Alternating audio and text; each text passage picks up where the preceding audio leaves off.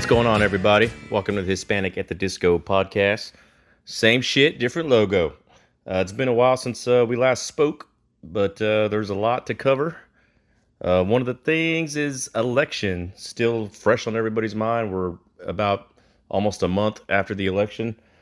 But I don't know about you guys, but I have election fatigue. Like, it's always on the news. I try not to watch the news because it's just, everything it's on there's a bunch of crap. But you have to admit there's irregularities in the voting process in general. One of the things, voter fraud, is rampant, like we talked about the first time we spoke. We talked about dead people voting. I think Epstein voted too. I'm not really sure. One of the memes I posted a while ago was talking about the post office union. They endorsed Biden back, a couple months ago. And, if you think about it, but the mail-in voting process, a lot of ballots are being mailed in. How is that fair? If just think about, you got a bunch of postal workers delivering these mail-in ballots that endorsed a candidate. That just, to me, something was off about that too. There's a lot of things off about this election, but that one was the most, to me, that stuck out.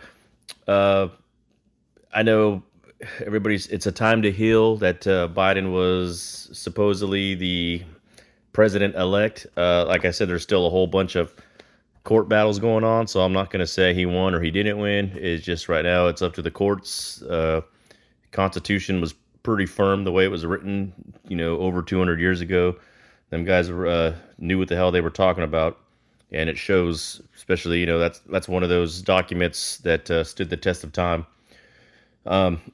But the 2016 election, the last 4 years, all we heard about was Russian interference. There was no proof of that whatsoever. So they questioned the 2016 election, but now we're supposed to trust the process.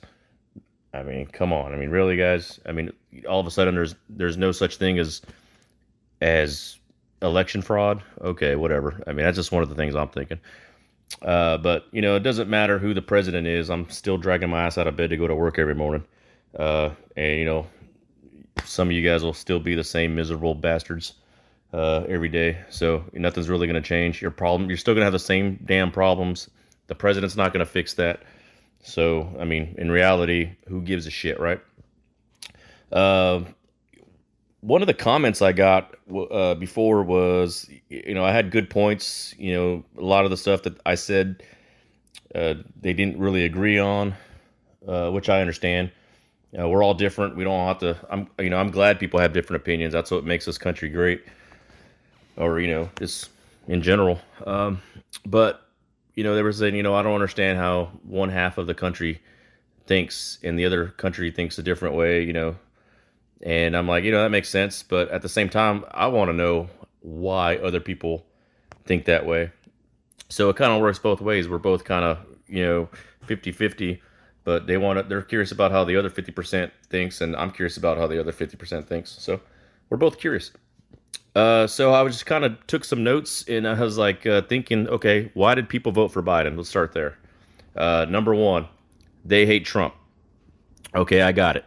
A lot of people, the guy's not for everybody. I personally love the guy. Yeah, he's a billionaire and so, but he's not a politician. And then people are thinking like, well, he's not a politician. Well, that's good because, look how politics have gotten us, look how the world is, look how the country is. It's ran by politicians. It's always been ran by politicians. And it's shit. It's always going to be shit. But you got a guy that's an outsider that just doesn't like the way things are going. And he's going to change the game. And that's why a lot of people voted for Trump. And that's why I voted. I'm like, this guy cannot be bought. He didn't take any money from corporate entities or whatever. But just think about the campaigns in general. You have, they have some Georgia runoff elections coming up next month. And they're going to spend upwards of $300 million on these Senate runoff elections. So where does that money come from? Yes, I know individuals like us could pay, we have a max of how much we could donate, but I don't think it's going to add up to $300 million. So you got these super PACs that corporations donate to. And any kind of corporation or big business that puts money somewhere, they're going to want to return on their investment. So it's kind of like buying, they're buying certain privileges. So I think we're all getting played like fools. I don't know about you guys. Let's see. I know a lot of people said that a vote for Biden was voting against the status quo. All right, Google the status quo and see what that means. Everybody just says shit and they don't even know what it means. So just Google it, see what status quo is, and see, who is the status quo, okay? I just don't understand how Trump is a status quo. He's only been in office for less than 4 years. And on the flip side, Biden's been in office for 47 years and counting. So the status quo, you technically just voted for it, those that voted for Biden. The number two reason I think people voted for Biden was they said Trump was racist. Okay, I always ask this question, how is he racist? No one can ever answer that. They just hear it on TV and they're like, okay, he's racist. They just shout out shit and there's nothing behind it. Like there's no facts behind it. Nothing to back it up. I just don't get how he was racist. He was always loved by the black community before he ran for president. I mean, you could look, there's pictures, he's getting awards with, with Rosa Parks and all this, all these other civil rights leaders. And now all of a sudden he's racist. Okay. I know a lot of people point to Charlottesville in 2017. Well, when they had that car ran into that protest. I know that people's like, oh, he said there was fine people on both sides. Yeah, he did. I'm not gonna, I'm admitting to that. But if you Google the entire clip, he specifically says he's not talking about the KKK and white supremacists. He said they should be condemned totally. All right, so that's why I don't understand why the debate moderator at this the last debate said Trump never condemned the KKK or white supremacy. I'm like, he literally did so many times on camera. So I just think it's another example of media manipulation. And if you guys don't understand or don't think that the media can manipulate people or manipulate elections or policies, you got to look at history. William Randolph Hearst, he actually started a war based off his headlines, and none of that shit was true. So kind of Google that and look into that. And, that's your homework for today. Just Google some of the stuff that's happened. But the media manipulates stuff.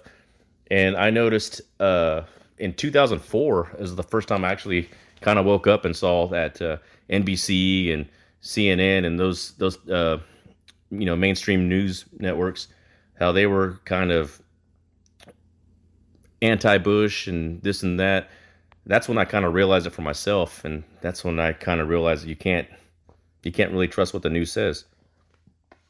So. All right. So you're talking about Trump being racist is one of the reasons they didn't vote for Trump. Then they voted for Biden. But I mean, think about the things that Biden said. Well, were those racist? Let me paraphrase a couple things he said. If you don't vote for me, you ain't black. All right. What the fuck? How does he get away with that? Imagine if Trump said that. Can you imagine the outrage? Poor kids are just as bright as white kids. Okay. Think about that and tell me how that's not racist. He even said black people aren't as diverse as Latinos. I think the dude's off his rocker, but that's just me. But people actually voted for this guy. He also said they're gonna put you all back in chains. Okay, there's plenty more. I could probably do an entire podcast just on his racist comments. Let's see. Number 3, police brutality against people of color. Okay, yes, we had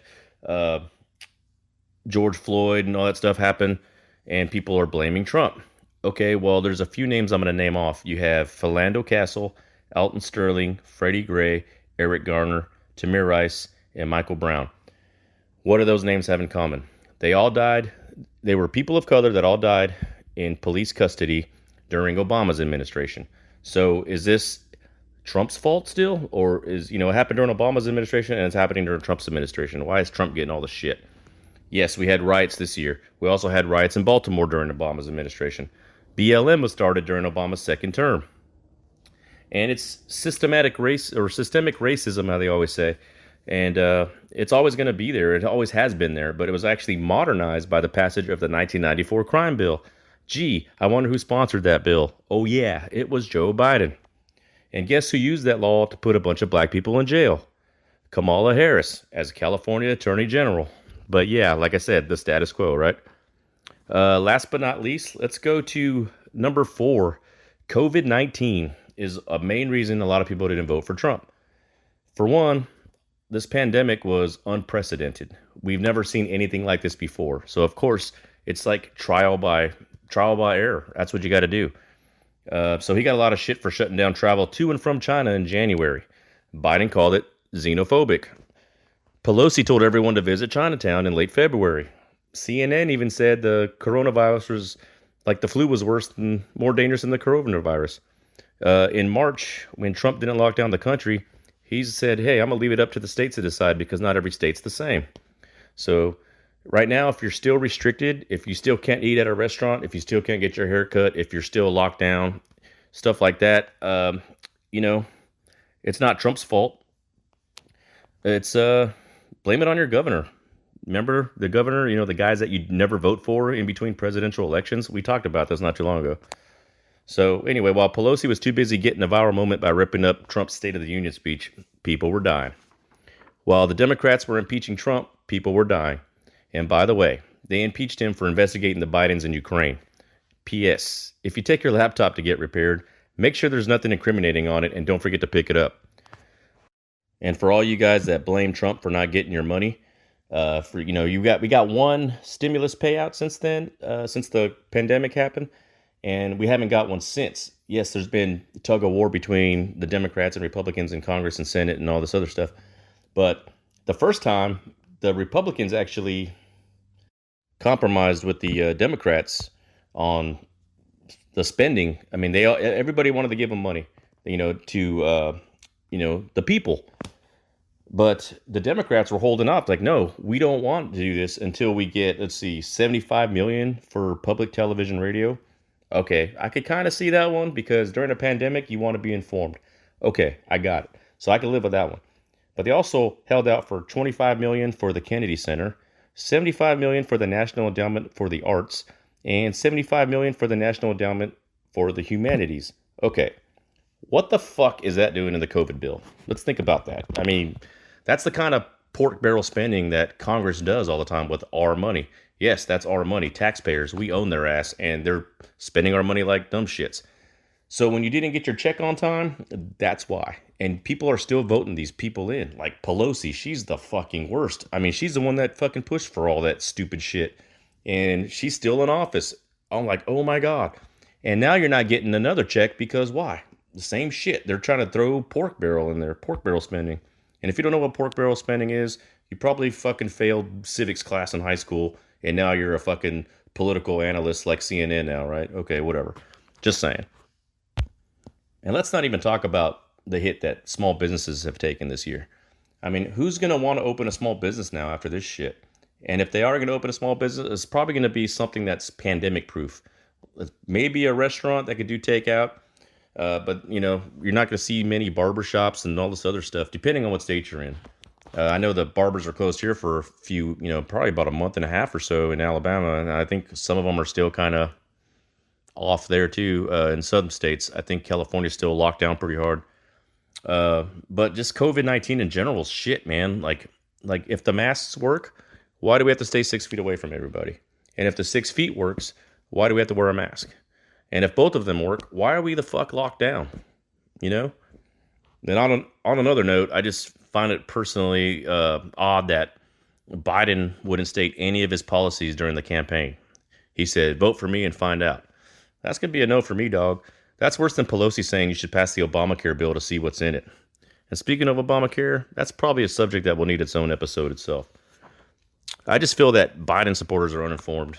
If you could prove me wrong, I'm all ears, but don't send me links from CNN and NBC, all right? And if COVID is so bad, why do you need to get tested to see if you have it? I mean, let that sink in. Next topic of discussion, guys. Hypocrisy. All right? Think about what you couldn't do during the lockdown, the pandemic. How many funerals could you go to while you were locked down? Or how many couldn't you have gone to because of COVID-19 protocols? How many trips to the barber beauty salon did you miss out on that you couldn't go to because you were locked down? So you're just being a good citizen and listening to what the politicians say because you're fucking sheep. Just think about stuff like that. But so you couldn't go to a funeral, you couldn't grieve for your loved ones because COVID-19 protocols. But yet, John Lewis died, Ruth Bader Ginsburg died, and all these politicians were gathered up in the National Cathedral in big groups. Yes, they were wearing masks, but if they could do it, why couldn't we do it? That's all I'm saying. It's just hypocrisy. But that's the thing. It's okay for politicians, but not for you. And like I said, visits to the barbershop and beauty salons. All right, Pelosi. Remember that infamous picture? And she fucking demanded an apology? Fuck, man. I don't get that shit. Frankly, I think she needs her damn money back because she's still ugly as fuck. Gavin Newsom governor of California. Don't have large gatherings, especially for Thanksgiving. And in a restaurant, put your mask on between bites. And then next thing you know, there's a picture of him at a social dinner with no mask, even in between bites. So just whatever. And another thing, I talk about Thanksgiving. You can't have Thanksgiving with your family, but fucking Black Friday's still on. What sense does that make, guys? And small businesses are taking a hit. We were talking about the COVID-19 small businesses. I mean, not only with COVID-19, the riots and all this shit, small businesses are taking a hit, but Amazon's getting richer, Walmart's getting richer. I mean, something has to trigger you. I mean, I just wish you guys would think for yourselves. We talked about mass crowds last time we talked. Remember, Trump rally's bad, rioting's okay. I'm sorry, peaceful protesters. By the way, during the election, like right before election day, there was businesses around the country boarding up their businesses, the windows and stuff like that, in case there was a riots. Well, were they doing that for Trump supporters or Biden supporters? Because if Trump would have won, there would have been riots probably nationwide. But there were 70 million people that voted for Trump, and not one building was burned. We actually peacefully assembled, as stated in the Constitution, the First Amendment. So, like talking about hypocrisy still, let's not get started on like Alyssa Milano and all the other media with the Me Too movement saying, believe all women when they accuse someone of rape or sexual harassment, except when a woman accuses Joe Biden. I mean, that's pretty much what happened. Trump was just always being accused of doing things his opponents were doing, and that is called projection. Let's see. It's not even talk about the illegal immigrant children in cages, which, by the way, was started during the Obama administration. So there's a lot of instances of hypocrisy among politicians. It's okay for me, but not for you. I just think people need to wake up, and I just hope it's not too late when you finally do. If anybody's ever read George Orwell in high school, I know I did. I wrote a few books. 1984, Animal Farm is a good book. He uses a statement it's about the Animal Farm that, if you don't know the story, it's kind of like it's the book of communism, but they can't really say communism back then in the 40s because, all the shit going on. So he used like an animal farm, and they had like their own like communist government. And one of the things he said in the book was all animals are created equal, but some are more equal than others. And that kind of sticks true now if you think about like the politicians. Yes, we're all equal in the United States, but the politicians can do whatever the hell they want, as we've seen, but nobody else can. Like, we have to be sheep and do what they say. And I'm sorry, I'm not a fucking sheep. I ain't doing that shit. Quarantine. I just feel like they're using that against us, kind of. Everybody quarantine. Everybody's kind of, we're all in this together. Bullshit. If we were all in this together, none of these motherfuckers would have haircuts. None of these motherfuckers would have makeup on. Just shit like that. Just simple shit. Pelosi's eating fucking ice cream and everybody else is poor. There's people that lost their jobs. There's people that haven't worked. I mean, and nothing's happening from Congress. They're still getting paid. They don't give a fuck. I just feel like it's kind of getting communistic a little bit, communism, socialism, stuff like that. Like quarantine. If you look up the definition of quarantine, that's when you restrict the movement of sick people. Tyranny is when you restrict the movement of healthy people. So I think we're living in a, tyrannical environment. That's just my opinion. It's just odd to see how so many things happen in 2020, an election year. I'm not one for conspiracy theories, but I do listen and I conduct my own research. There's a lot of stuff that I debunk on my own. In other words, I just think for myself. Just wish more people would do that shit. It just seems like people have closed minds and open mouths. And social media has just turned people into a bunch of douchebags hiding behind their phones. Let's see. Let me hashtag some shit and the world will be a better place. So in Joe Biden's words, come on, man. that's pretty much all I have to cover. That's all the notes I took. I was just kind of skimming through them. Hopefully, I'll be back with you shortly. Just kind of been, like I said, it's been busy, and get back with you guys, and we could do this again. And I probably won't talk too much about politics as much anymore. I know it's kind of like old and everybody's fatigued, like I said earlier. Yeah, but I want to talk about other stuff like pop culture, music, stuff like that, sports, and just maybe get drunk and start rambling about some shit. Maybe something will happen. But anyway, I appreciate you guys listening, and until next time, talk to you later.